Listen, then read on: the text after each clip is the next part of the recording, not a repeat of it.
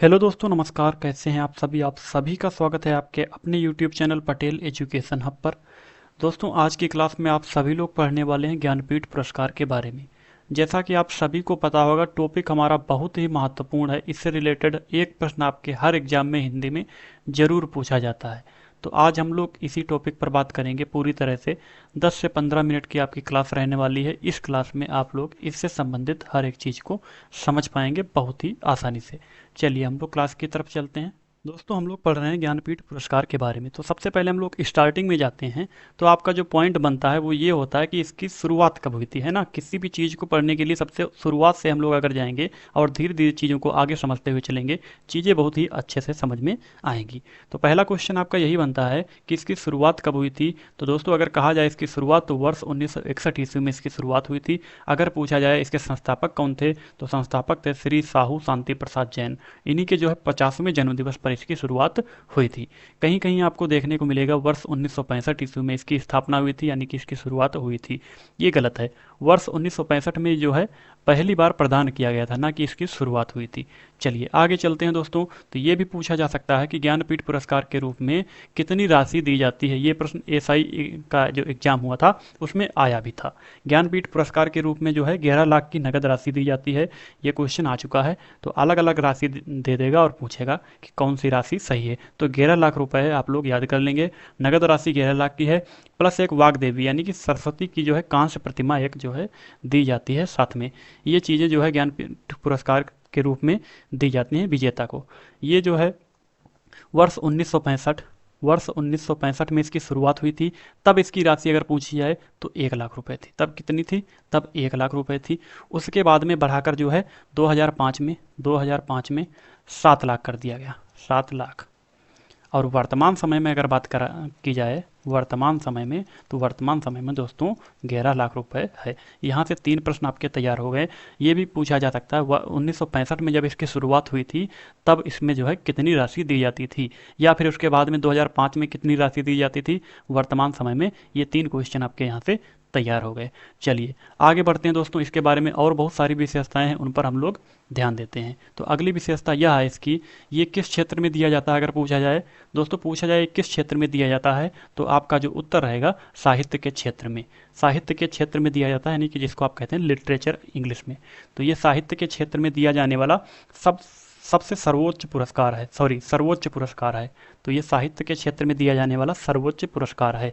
इसीलिए इसको भारत का साहित्यिक सर्वोच्च पुरस्कार के नाम से भी जाना जाता है। चलिएगा आगे चलते हैं दोस्तों। ये भी बिंदु आपका बहुत ही महत्वपूर्ण है। ये जो जितनी भी चीज़ें हम आपको समझा रहे हैं बहुत ही मोस्ट इंपॉर्टेंट चीज़ें हैं। ये चीज़ें आपके एग्जाम में आ सकती हैं। चलिए आगे चलते हैं दोस्तों। इसका दावेदार कौन हो सकता है, यानी कि इसको कौन ले सकता है, ये चीज़ यहाँ पर हम समझेंगे।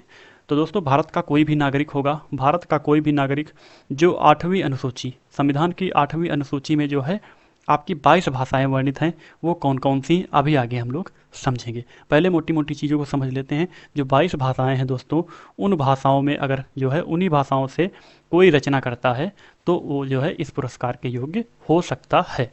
चलिए इतना समझ गए कि नहीं। संविधान की जो 8वीं अनुसूची में आपकी 22 भाषाओं का वर्णन किया गया है, अगर उन भाषाओं में कोई भी जो है कवि या रचनाकार कोई भी रचना करता है तो इस पुरस्कार के योग्य वो हो सकता है। और ये दिया जाता है किसमें? साहित्य के क्षेत्र में। चलिए आगे चलते हैं दोस्तों। आगे अगला जो आपका मोस्ट इम्पोर्टेंट जो पॉइंट बनता है वो ये है दोस्तों। हाँ, वो दोस्तों ये पॉइंट है कि सबसे पहले कब दिया गया था। मैंने अभी पहले बताया था आपको, सबसे पहले ये वर्ष 1965 ईस्वी में जी शंकर कुरूप को दिया गया था। ये चीज़ें आप लोग नोट करते हुए चलेंगे, कभी ज़रूरत पड़ेगी तो आप लोग देख सकते हैं, नोट्स बना लीजिएगा। जी शंकर कुरूप को दिया गया था। उनकी कृति कौन थी, ये भी पूछा जा सकता है, कौन सी कृति पर दिया गया था। तो रचना जो उनकी थी वो आडा कुजाई इनकी रचना थी, जिनको जो है मलयालम भाषा में इन्होंने लिखा था। कौन सी रचना थी? आडा कुजाई थी, और इसको मलयालम भाषा में लिखा था। तो वर्ष 1965 में लिखा था। किसने? जी शंकर कुरूप ने। ये प्रश्न आपका बन सकता है। चलिए आगे चलते हैं दोस्तों। ज्ञानपीठ पुरस्कार विजेता प्रथम महिला कौन थी, है ना। ये भी बहुत मोस्ट इंपॉर्टेंट है। तो यहाँ पर अगर ये पूछा जाएगा तो अधिकतर लोगों का उत्तर यही रहता है कि महादेवी वर्मा, लेकिन नहीं।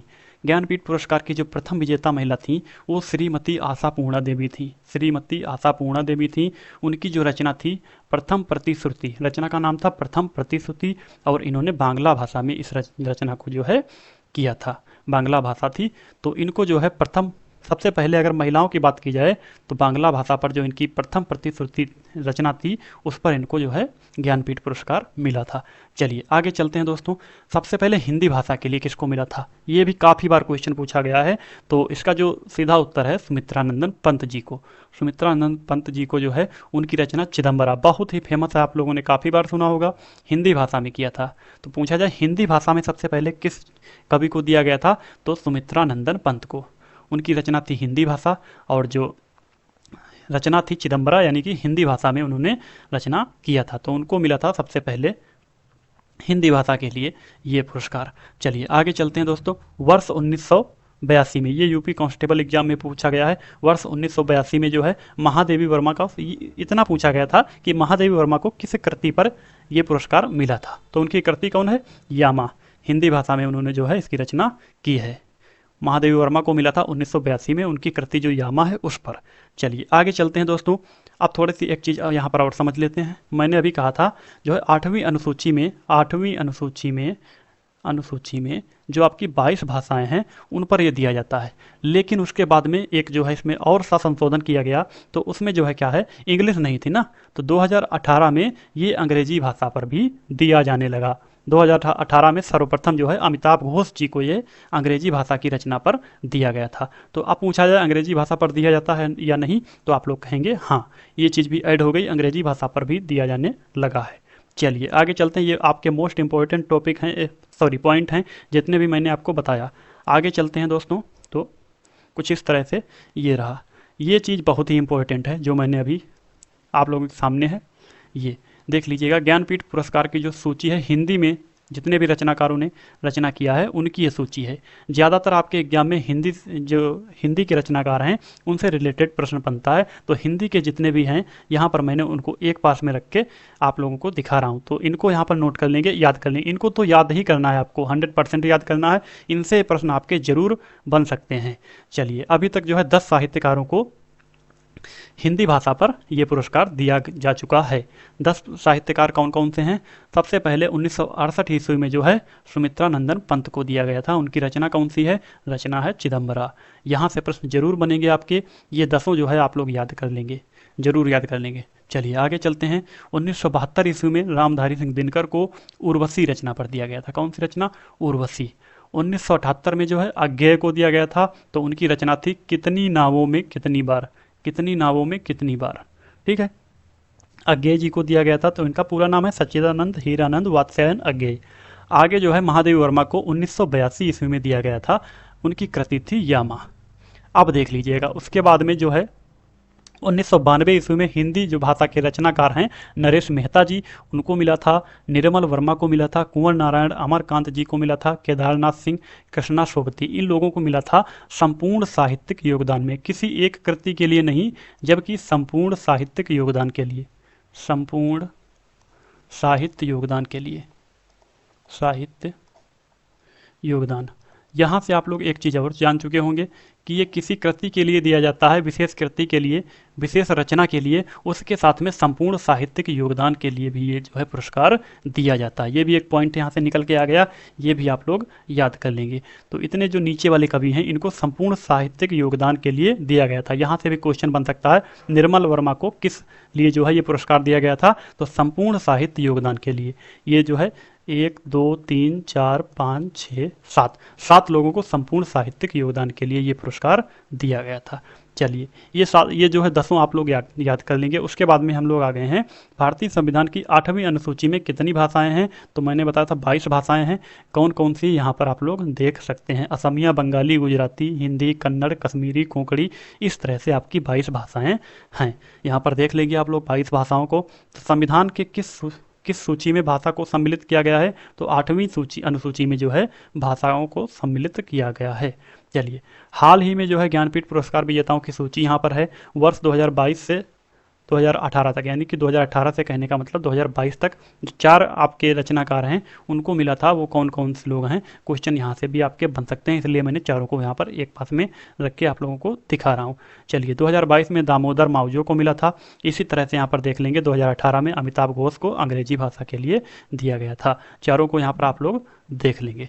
आगे चलते हैं दोस्तों, तो कुछ इस तरह से आगे आपकी पूरी लिस्ट है। वर्ष 1965 से अब तक जो ज्ञानपीठ पुरस्कार विजेता हैं उनकी सूची है। यहाँ पर आप लोग देख लेंगे, स्क्रीनशॉट ले लेंगे, एक नज़र इस पर भी डाल लेंगे, है ना। जितनी भी मोस्ट इंपॉर्टेंट चीज़ें थी मैंने उनको पहले ही आपको कवर करवा दिया है, लेकिन ये पूरी सूची है, एक नज़र इस पर भी डाल लेंगे। अगर कहीं से कोई क्वेश्चन आए तो आप लोग वहाँ पर कर पाएंगे। तो आज क्लास की यहीं पर समाप्ति है। कुछ बड़ी क्लास नहीं है, क्योंकि एक ही पॉइंट को मैंने उठाया था, उसको 8 से 10 मिनट में मैं फिनिश कर चुका हूँ। अगली क्लास में इसी तरह से मैं अगले पुरस्कार की भी पूरी तरह से चर्चा करने की कोशिश करूँगा। तब तक के लिए दोस्तों, जय हिंद, जय भारत। चैनल को सब्सक्राइब कर लें, वीडियो को अधिक से अधिक लोगों के पास शेयर कर दें।